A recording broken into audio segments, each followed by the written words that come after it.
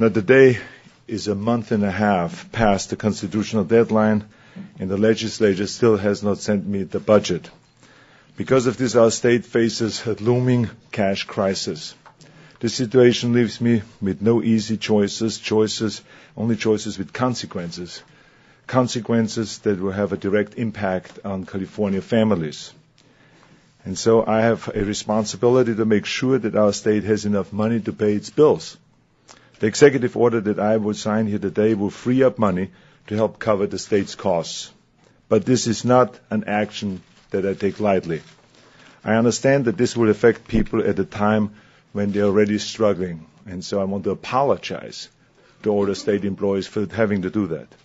When I sign this order, thousands of pink slips will start going out across the state. And I am also canceling all overtime except for public safety and 24-hour medical care. And I'm ordering also a hiring freeze. And effective for the August payroll, tens of thousands of state employees will be paid the federal minimum wage until a budget is passed, and then, of course, they will get reimbursed the salaries. Now, some financial institutions have offered in the past assistance to employees when they had a budget delay. So I encourage state workers to contact your banks and credit unions, talk to your personnel officers, and check for updates on the Department of Personnel Administration website, dpa.ca.gov. But the problem here is really that none of this had to happen. I've been saying this ever since the January budget, that the legislators should start negotiating immediately, that we have a lot of problems, not just a budget problem, but also a problem with our dysfunctional budget system and also declining economy. But still, we have no budget today.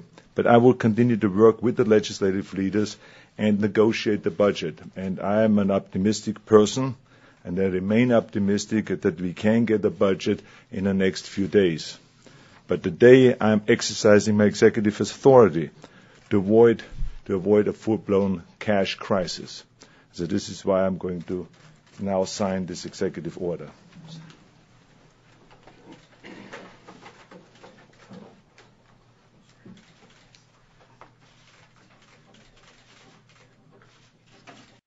I don't think there is, because I think that the court has made the decision already, and this is a law that they have to follow through. But I think that I'm looking forward working with him on this and to move things forward, because I think the most important thing for everyone here is to avoid a cash crisis, that we can't make our payments. So I think this is what this is all about, and it is a terrible situation to be in. I don't think any governor wants to be in this situation, because, of course, state employees are working very hard. They are the ones that are making our state run, and they're doing a great job. But this is really the only way out at this point, because we are coming to the end when it comes to cash. And so this is why this is a very important step to take. This is not meant to do that.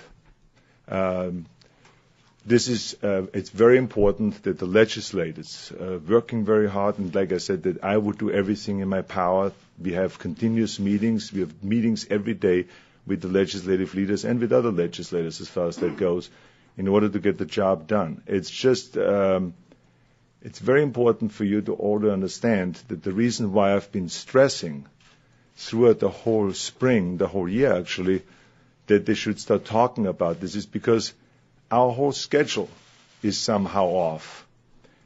Because why is it that for the last 20 years we've only had 4 budgets on time? It's not that for 20 years that people are not really functioning well here, or they are not capable, or they're bad people or anything like this.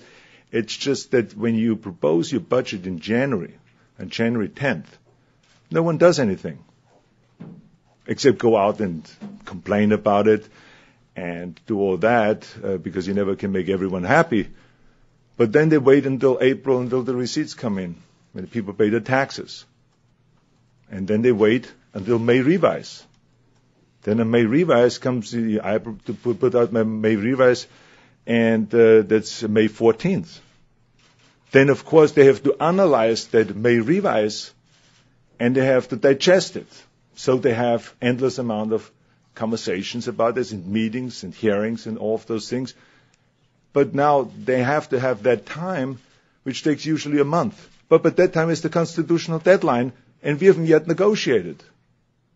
And now when you have a very complicated year like this, like I said, where you have a budget problem and a dysfunctional budget system, and on top of that, a declining economy, and you're talking about reforming the budget system, where you talk about the rainy day fund, where you talk about mid-year cuts, and all of those kind of things.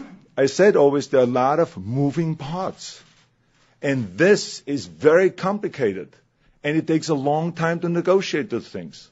You can't do that just in a week. So you have a choice. Do you want to do like get out of town budget? Or do you want to really solve the problems? Well, I insist that this time we solve the problems.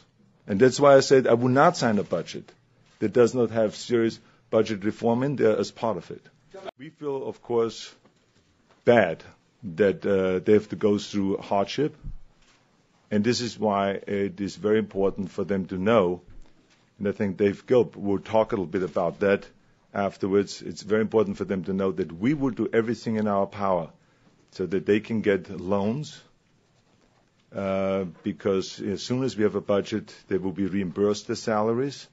This has been done in the past. As you know, that every time we're late with the budget, there is about the legislators and the legislative staff. There's 1,000 people here that don't get paid every year. That's the case. And they go and get loans.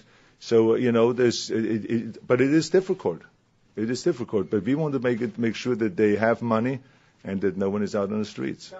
I think that, again, Mike Janess can get into that, but I can tell you that it is a very important step. It is my responsibility to make sure that the state keeps running and that we keep paying our bills. And, there's different opinions about all of that. I totally understand that. And I respect those opinions, but the fact is that we are running out of cash, and this is an action that we have to take. If that's what it takes, look, I'm here to make sure that our state functions. And whatever it takes, I will do. And I think that the court has made a decision on that 4 years ago. That they have to follow through of what our finance director is working out with them. I'm not ordering him to do anything. It's the finance director, Mike, he can talk about that he is working with him to make sure that we have enough cash. I think that whenever you have layoffs and you do that, it will have an impact. I mean, inevitably, when you see, for instance, local government, left and right, they've been laying off people because they're short on cash. All over the United States, that's the case. In the private sector, we see it, we read everyday stories where companies have to lay off. That means there's less productivity there. So we have to tighten our belt. Everyone has to tighten the belt. We recognize that, but this is, like I said, the only solution in order to get out of this problem. And I hope that we never have to use any of this in the first place. My intention is to get a budget within the next few days. And if that is the case, then we will never have to use any of those kind of things, and everyone will get paid, and some of the people will be hired back and all that. But like I said, we will do everything we can so that people can go and get loans and they don't get into a crisis situation.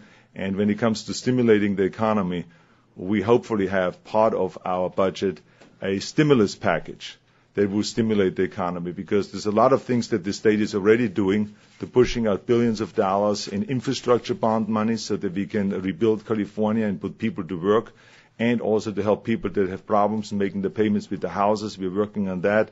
There's great legislation that we've already signed, and in the federal government, there's great things that are happening. So we're all working on that. But it's very important. I think you touched on a very important point, which is economic stimulation. That's what we have to work for. And, of course, also getting the confidence of the financial community that we can get our act together and that we can be fiscally responsible in this state. And I think this is why it is important that we get a budget in the